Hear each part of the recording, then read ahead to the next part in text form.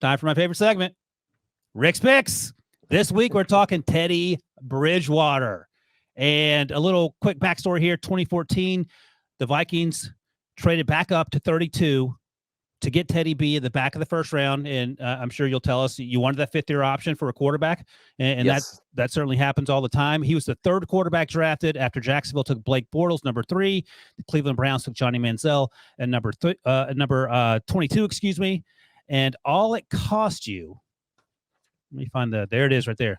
Pick 40 and pick 108. So you went up 8 spots to get inside the first round to get Teddy Bridgewater, and it only cost you basically the 4th round, the 108 pick. Those picks became Kyle Van Noy and Cassius Marsh. Van Noy's still playing. I don't believe Cassius is. And the only other thing worth mentioning right now, and I'll have some follow-ups, of course, is that the next quarterback drafted was Derek Carr at 36, and then Jimmy G at 62. So take us through it, Rick.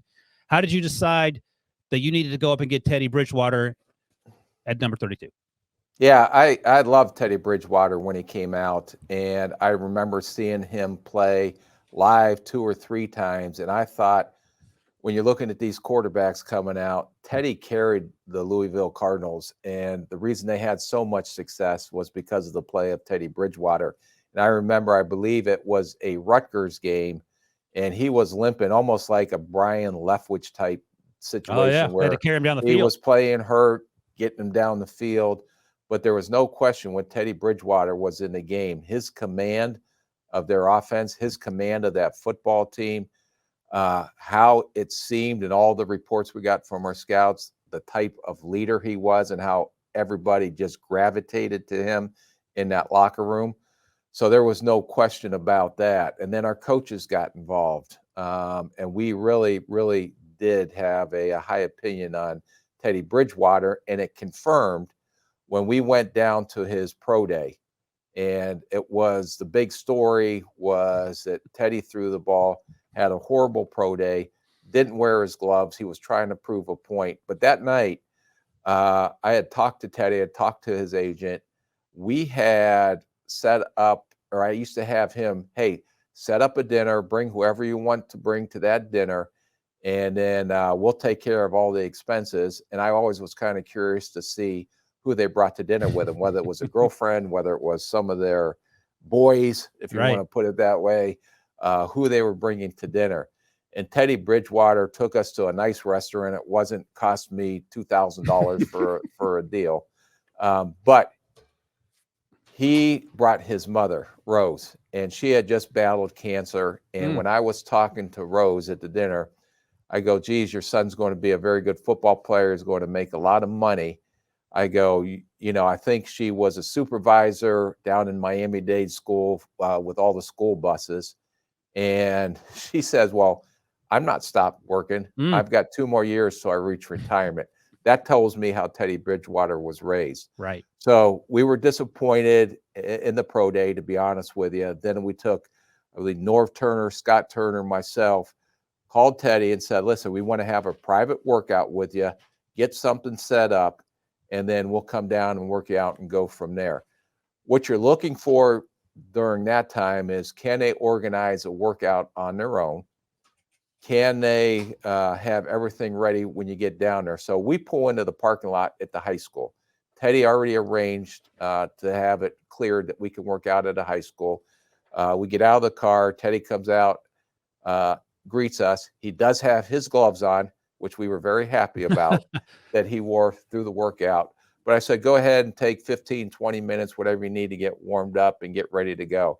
The thing that stuck out to us the most, it was the first time I ever went to a private workout on a quarterback, when he said, when we got out of the car, hey, all my receivers are here.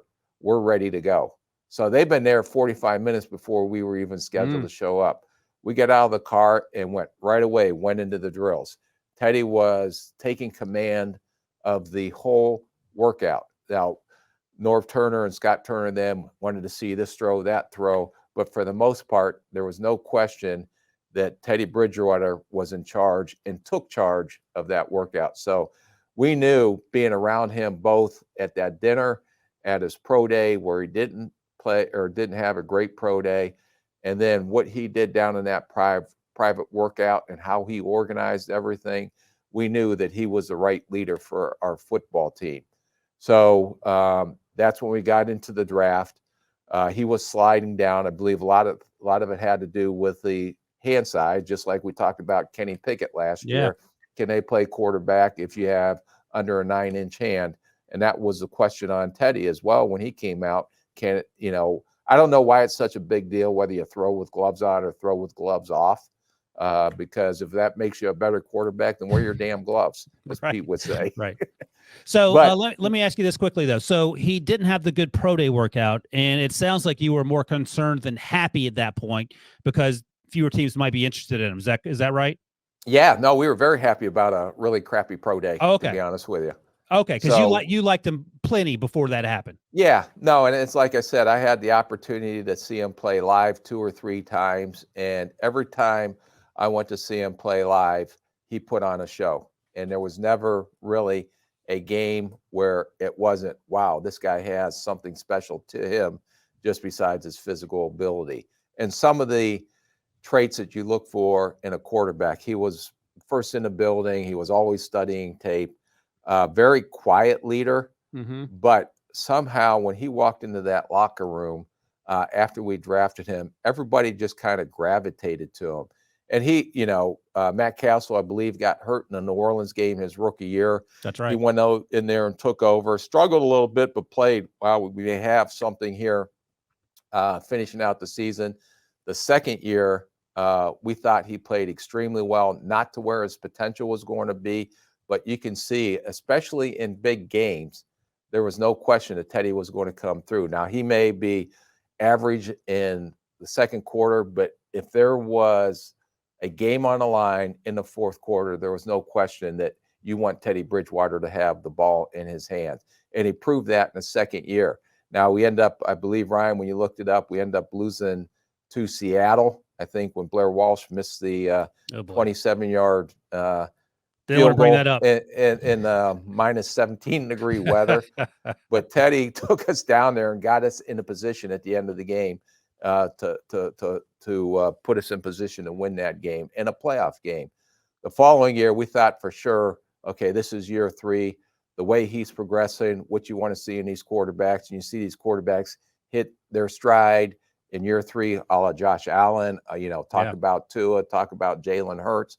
All these guys seem to keep building up, and then year 3 is the year for these quarterbacks, and that's when the devastating knee injury happened 8 days before the opener. Yeah, that was non-contact too, right? Yeah, it was just him pivoting around on a play-action pass, normal routine play. No one touched him, and when he pivoted, his knee snapped. Let me go back to draft night 2014. And was there any conversation, because you took Anthony Barr 9th overall, was there any conversation of taking Teddy that high? He would have been number 2 after Blake Bortles in terms of the quarterbacks. No, I think Coach Zimmer had just came on board, so we wanted to shore up some of the defensive side Apparently, of the he ball. Likes defensive stuff. He likes defensive stuff, and Anthony Barr was a unique because of his size, because of his athleticism. So we were going to take Anthony Barr first. We also knew that we wanted to try to find a franchise quarterback, and that's why we got, I don't want to say aggressive, but wanted to make sure we got that 5th-year option on Teddy, because that's how much we believed in Teddy. And you told me earlier you didn't feel like 108, the 4th-round pick, was very much to give up in order to get the guy that you really wanted, right? No, especially when you can get that 5th-year option, and especially when you get a 5th-year option on a quarterback. And let me ask you this. You can speak in as many specifics or generalities as you choose. How did you rate Blake Bortles and Johnny Manziel going before in terms of where you had them, and then Derek Carr and Jimmy G afterwards in terms of where you had them as the quarterbacks in that draft class? No, we did a ton of evaluation. We actually met with them all individually. There was a lot of comparisons on Blake Bortles. I can't remember the comparison. We talked about Drew Bledsoe. Big Ben was the guy that Roethlisberger. Yeah. And then you talked about Johnny Manziel, who was a total wild card. But he was exciting to watch, and he was fun to watch, watching him on college tape. Derek Carr and Jimmy Garoppolo is coming from a small school, so we we really, really liked Teddy, and I knew that Blake and probably Johnny Manziel were going to go before Teddy just because of all the pre-draft process, and Teddy falling a little bit because of concerns about the hand size and the concerns about his pro day. But we really felt that Teddy Bridgewater may not have been as physically gifted as some of those guys, but that's not always the key to a quarterback having success in the NFL. And I've learned that the hard way on some of the misses I had. Yeah. It's the intangible part of it that makes the difference in these guys. Yeah, and it's not a stretch to think that had Teddy not suffered that just freak knee injury, he would be in the same conversation in terms of still starting as the Derek Carrs, who's obviously his career is going to take a turn for us, and Jimmy G, who got benched in the offseason before he was forced back into the field because of injury to the 49ers rookie Trey Lance. So this feels like the right pick in the first round for sure, because Blake Bortles, he had that one flash in 2017 where he helped the Jaguars get deep into the playoffs, and then Johnny Manziel didn't work out for a number of reasons. And Teddy B feels like another home run for the old Rick's Picks segment here. Yeah, and it's unfortunate he got hurt, because who knows where Teddy Bridgewater would be right now in his career. And we felt very strongly that when we did draft Teddy and saw his progression from year 1 to year 2, heading into year 3, and how he played in the preseason in year 3, we knew that we felt very strongly that we had our franchise quarterback. And just the unfortunate incident with him in the knee injury that he. And to tell you, most guys may not have been able to come back from that knee injury because it was more than just an ACL. But for Teddy to still be playing in this league tells you the grit and determination he has to prove people wrong. And not only that, he very well may be starting the playoff game in a few days. Like he may be the guy for the Dolphins should he get healthy, and if Tua's not yet ready to go. So that's another fun storyline to watch, because I mean, they're playing the Bills. That's going to be a tough ask, no doubt about it. But we know that Teddy can play in cold weather. So just as long as there's no last-second field goals, anything can happen, Rick.